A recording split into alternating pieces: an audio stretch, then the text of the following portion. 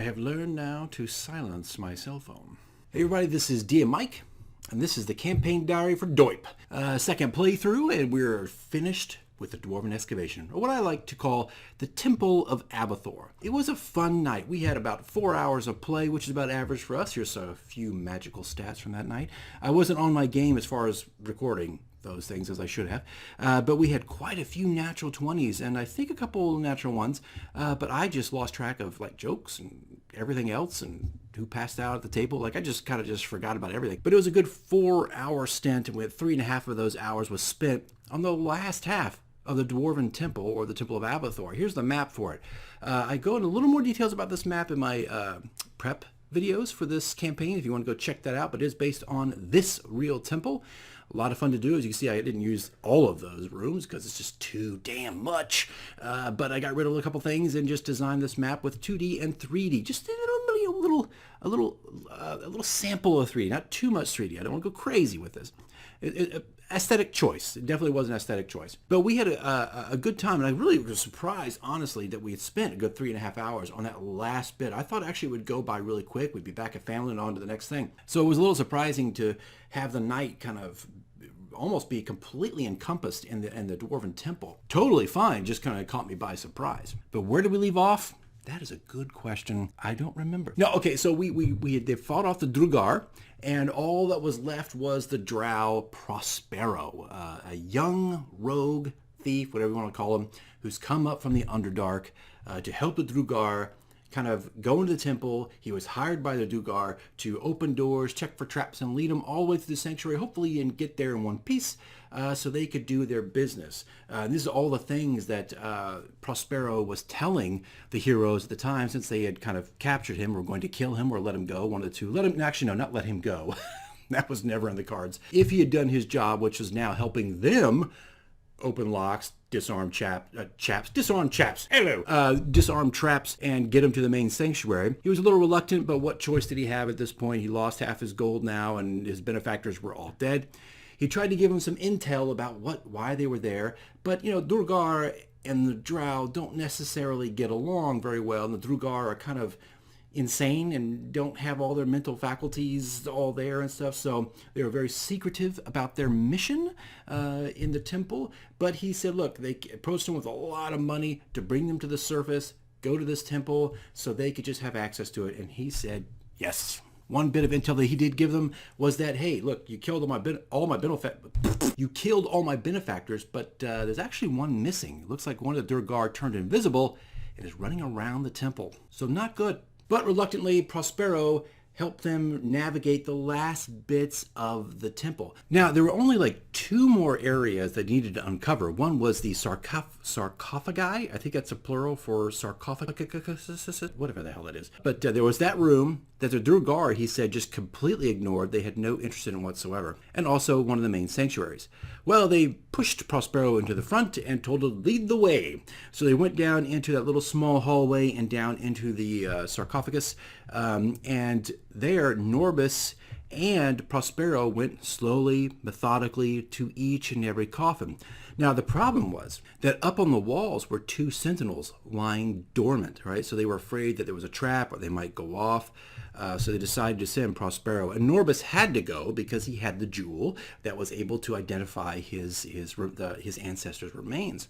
Now, at first, as a DM, I kind of felt like, why did I just do this? Because now this puts 2 NPCs doing something, putting them in jeopardy and whatnot. I'm not sure if that's creating the right tension and whatnot that I need. It felt a little weird for me at first, but then it actually made sense. It worked really, really well. It did actually create some tension because Gib in the back of the line was, maybe he thought he heard some stuff moving around inside the temple because one of those Drugar was still just loose somewhere. And 2, everybody was anticipating something to go wrong, someone to activate that trap. Well, Norbus ended up stepping on a pressure plate. And this is when Seamus came up with a great idea, really, really good idea. Matter of fact, I awarded him inspiration in the moment, was that Norbus had pressed it down, right? So he stopped. He didn't move. Pressure plate's floating there, waiting to come back up to spring the trap. Well, he had, I think it's like shape water or freeze water. I think it's kind of both. Maybe it's something to that effect. I'm horrible with cantrips and spells. But he had Norbus kind of empty out a canteen of water right at the base of that pressure plate and then froze it so it wouldn't rise up again. So Norbus gently lifted his foot, got out of that situation, and it was a great, really, really great, clever way of getting out of that trap. So, I love that kind of stuff. I admire that kind of stuff because I wasn't going to have a trap in there. And it's just like in the spur of the moment, I did it. And then in the spur of the moment, he came up with an idea to kind of destroy the other idea. So it was pretty, I liked how that worked out. So it was really, really good. Well, they looked at the sarcophagus. There ain't nothing there, right? Norbus has no interest in these dead, evil priests.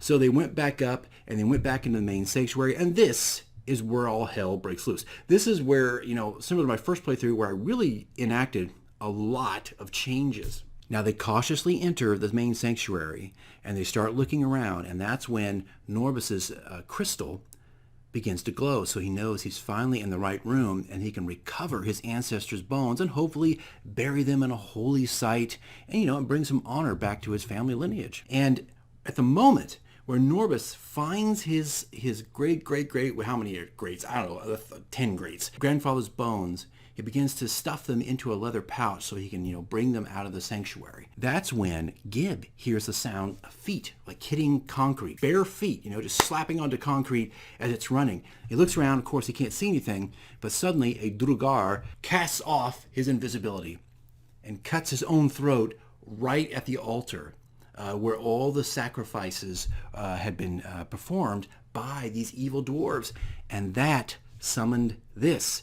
This is a custom illustration I did in Sketchbook Pro and then kind of imported Star Trek?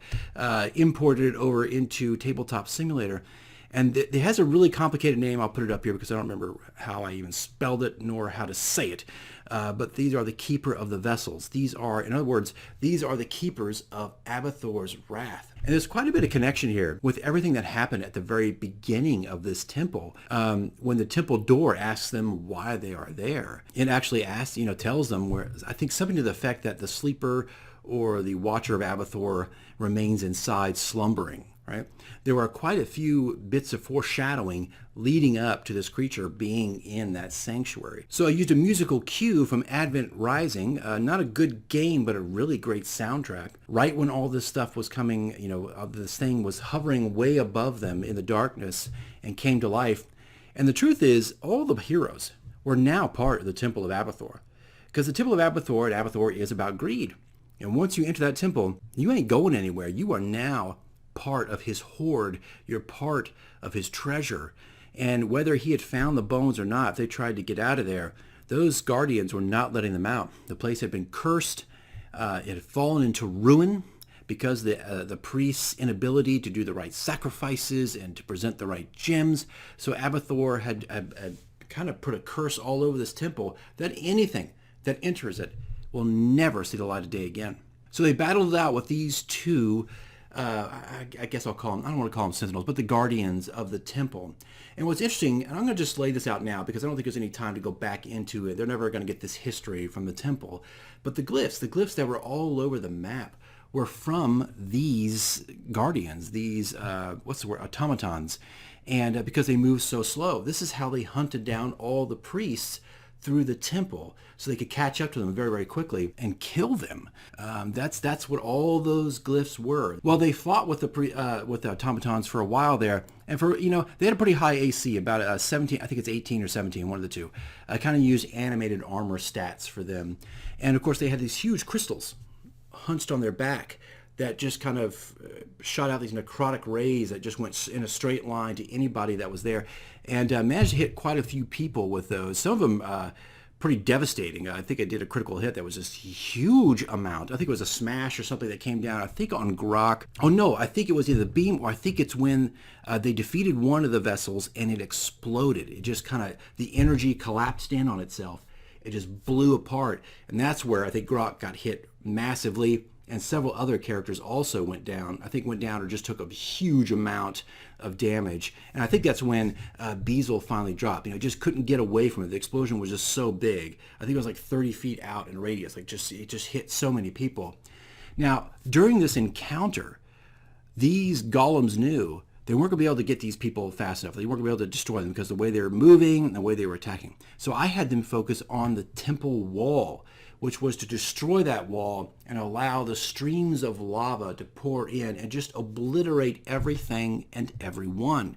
So most attacks were aimed at that wall structure, and eventually they did succeed. So even though they had destroyed one, they managed to quickly say, we need to get the hell out of Dodge here. This is over. We need to get out of here, because the hole in the wall was just so huge. It was cracking and breaking, and the stability of the temple, I mean, it was just shaking under their feet. So what happened at this point was it switched from combat almost into a skill challenge. They had to have 5 successes or 3 failures, right? And that was, they had to use the skills. I went around the table to get out of this temple because it was falling to pieces around them, and geysers of lava were spewing forth at random intervals, and they had to tell me just what skill they wanted to use. And of course, nobody can repeat the same skill, so you had to be careful in what you chose. Now, they rolled extremely high and had some really clever ideas, especially I think Gib had a really great idea, I think for perception or survival, I can't remember now, riding on top of Naya's back. I think Grok ended up grabbing Beazle while he was out and ran out. Norbus and all of them all had to do their own checks, but they got out just in time. They did get 5 successes. I think only 1, maybe 2 at the most, but I think definitely 1 failure. They actually were rolling really, really high. And it just goes to show you, sometimes the dice have a different story to tell. I thought we might be kind of all over the place, but everybody was rolling, I think, 17 or higher during the skill challenge. And from there, they made a last negotiation with Prospero. He decided to come along with them just to kind of near the edges of Fanlin. They weren't going to make it to Fanlin by nightfall. They spent too much time in the temple. So they did camp out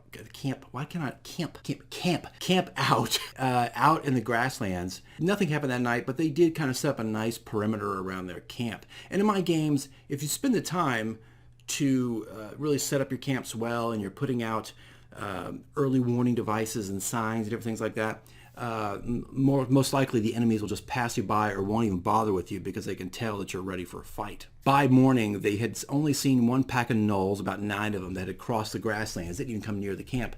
And they proceeded off to Fanlin. Prospero said goodbye and headed back to Neverwinter Wood to go back into the Underdark. They had a little bit of discussion with him, but it's still this weird time where nobody kind of trusts each other. And of course, Prospero doesn't want to hang around if there's a dragon around. He's got better things to do than deal with that. So they did go back to Fanlin, and that's where we kind of ended the night. It was like, the last 30 minutes or so, we had people kind of running around, restocking, buying potions, or trying to buy potions. They gave Manguy, the blacksmith, some of the stuff they had found in the temple, including some scrap metal and different things. They cut deals with Halia Thornton. Maybe that's it, Halia Thornton. All right, so really just some good stuff, and I like that kind of thing. But still no dragon, still no sign of the dragon. It's still lots to do left in Fanlin. So that's where we ended it. We pick up this Saturday, and no clue yet where we're going to go. There's quite a few options on the table. It's funny, I feel like this adventure is already going by really, really quick, and maybe because I've just played it before, and I'm not doing as much prep because it's already been prepped, even though I've remade like 5 maps. But it's interesting to me. It just feels like it's going by really, really quick. I don't know if it's the same for the players, but for the DM going through a second time, I feel like, wow, this is just happening so fast. So it may, I don't know, we might not go 3 months. We'll have to see how this kind of unfolds. But guys, if you want to see the things I've changed as an adventure, obviously you can go back and watch the original campaign diaries. But you can also look at those prep videos, the new ones that I'm adding, and this will go into more detail about what I've changed through these second playthroughs. So be sure to check those out if you can. All right, guys, that's it. That's all I got for you. See you in the next one.